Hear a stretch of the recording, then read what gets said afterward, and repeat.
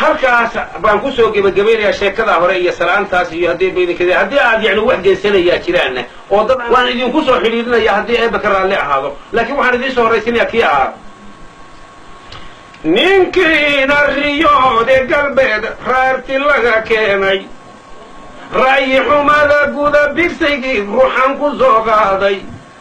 riqiiska iyo maynoradkii raa'ibka ismooday rajo kuma qabeen sool inuu raafka geliyahay nimankii rabaystay oo isaaq amase soo raacay iyo qolo rubada doonayeen rabin go'aankiisa kuwaasaa riwaayadu dhisayoo riixayo wadaye rugtayada markuu soo dhex galay raaskii lagu hooyey rufcaddii yarayda qoryaha loo rakibanayey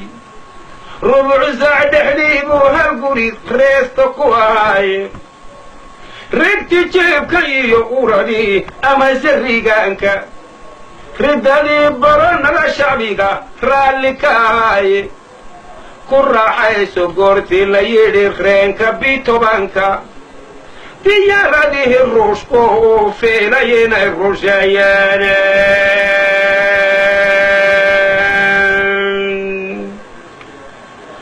diyaaradihii ruushku uu filay inay rusheeyeen awel hore riyaaq buu ku jiray amase rayrayne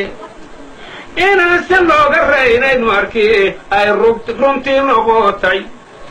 rabrabta maydkiiyuu saray iyo dhaawici raraye rastada iyo laamigii wacna raadku dari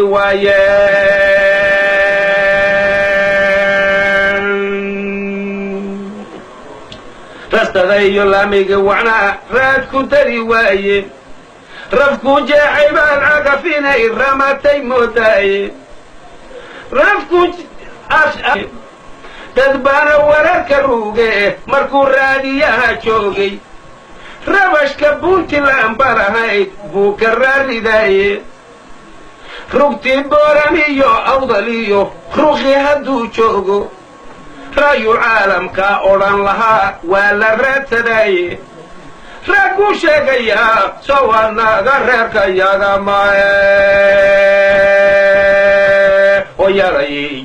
hoyalayey waa intaa yar oo xusta ah ilaahay amarkii oo aan ahayn yani uun hal qof ku koobane aan mujtamac wad badan la hadlay oo aan haddii may maamul taabanay oo aan siyaasad oo cay midna ku jirin idinkana waynu isu soo noqonayna haddii eebba ka raalli ahaado iyo intiina sember wasalaamu calaykum.